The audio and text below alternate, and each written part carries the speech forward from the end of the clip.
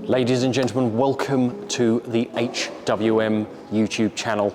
Today is a really exciting day for us because we have an Aston Martin DB12 with us for just one day.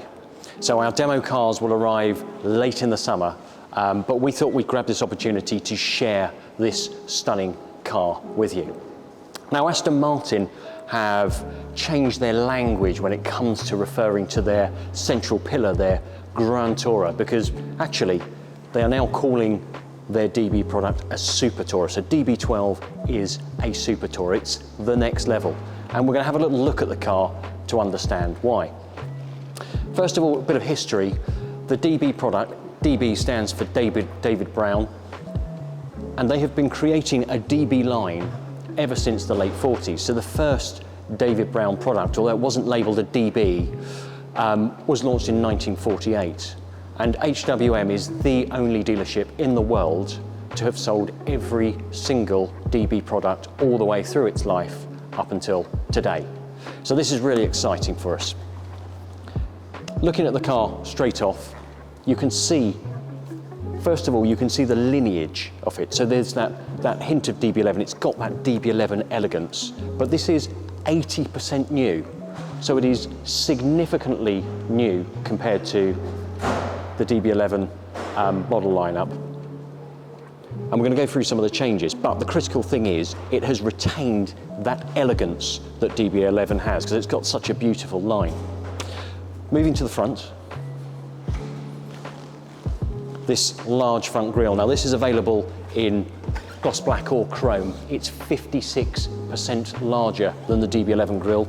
That is, first of all, to make the car look more assertive. It goes with the bigger shoulders that it's got, so it's a wider track and it's got more shape to its arches, so it really gives the car a great stance.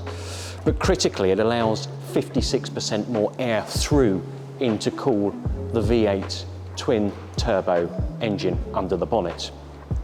And talking of the engine, it has had a huge lift in performance. So it puts out 680 PS. It does 0 to 60 in 3.5 seconds, and it is capable of 202 miles an hour. So straight away we can start seeing why Aston Martin are calling it a Super Tourer, because that is really class-defining performance. One of the tricky things about building a Super Tourer, a product that is designed to be exciting to drive, dynamic, but also comfortable, is that it has to cope with a broad set of uses. So we describe the way a Super Tourer needs to deliver its performance is it needs to have breadth of ability. It needs to be able to do a track day. It needs to be able to drive incredibly sportily, but equally, it needs to be able to take you in great comfort long distance.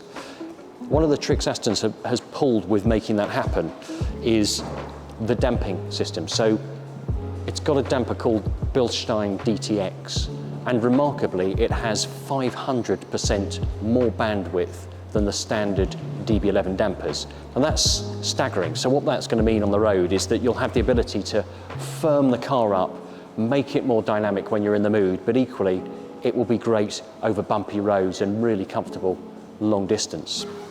And I love the details. So if you look at the tyres, Aston Martin have now switched to a Michelin tyre for this, and this is the first production model to get Michelin Pilot Sport 5Ss. The 4Ss were an exceptional tyre. I suspect the 5Ss will be even better. And what's interesting is that Aston have their own compound, so they've got the AML logo on them. This is a specific compound to suit the nature of this car.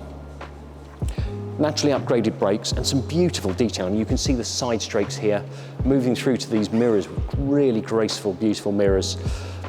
With a mirror aperture here, you can see it goes right to the edges, so the unit moves as a whole, and you get this really clean look, but at the same time, maximum vision. So it's a lovely piece of design.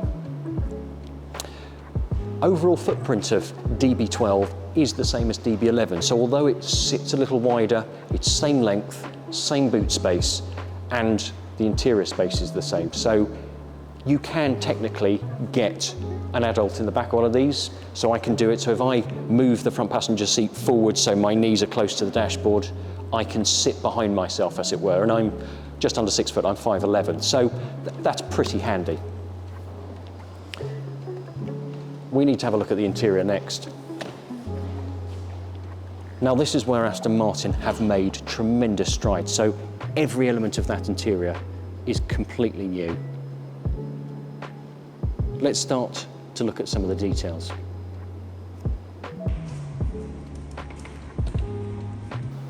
So this is possibly where you see the biggest change with this model. It's what's going on under the skin, as it were. This interior is completely new, and what I love about the way Aston have executed this interior is that it's got that fantastic balance of incredible tech, which we'll talk about in a moment, but it still has that sense of quality, and it's still got real buttons. So there's this trend of putting great big tablets on dashboards and getting rid of all the buttons, but sometimes you just, not only from a quality point of view do you want buttons, but actually just for quick usage to be able to switch certain things on. So it feels like there's a great balance. There's beautiful screens here, two 10.25 inch screens. And what Aston have invested in is their own new infotainment system, which is completely new from start to finish. So they are touch screens, but it's their own menu systems, and they're very intuitive in terms of the way that you use them. Swipe through, it's much like using an Apple for iPhone. And critically, it's really crisp and really swift in the way that it operates. So it feels super, super slick. It has got naturally wireless music streaming. It has got Apple CarPlay as standard. And what I like about the Apple CarPlay is you can change your display so that when you're using Waze as an app, for example, you can actually have that on the screen up in the main dashboard, so you can keep your eyes on the road. And that's something that's commonly missing out there. The nav is super crisp as well, and amongst other things, it can navigate obviously by postcode, but also you can use what 3 words, so you can get literally a pinpointed location when you're using the system, and that is a first for an OEM.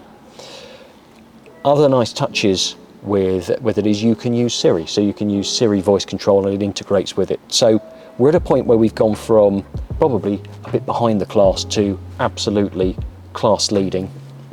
Other aspects, the safety element and the safety tech in this car is staggering. From start to finish, it has absolutely everything, and it is standard, it's not chargeable. And I quite like the fact that it's got adaptive cruise control now as standard, and you'll see when you look at the visuals of the front of the car, the radar is placed centrally in a decent location, so it looks like it belongs there. So I think they've done a lovely job in that respect. Seats, cabin space, very, very comfortable. And it's also worth mentioning from a tech point of view, there is a proper connected car app with an immense amount of features. So it's a really useful app. But I've left the best till last. All of this tech, all of this research, Aston Martin have come up with the ultimate interior upgrade. They have managed to incorporate a glove box. We have definitely moved on. So that was a quick summary of the DB12, an initial introduction to the car, but with 80% of it being new, there are so many interesting details that we could go into.